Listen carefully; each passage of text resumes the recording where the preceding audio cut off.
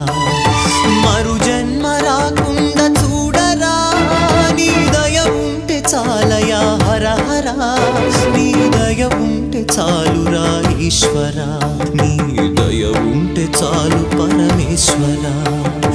ఎవరికి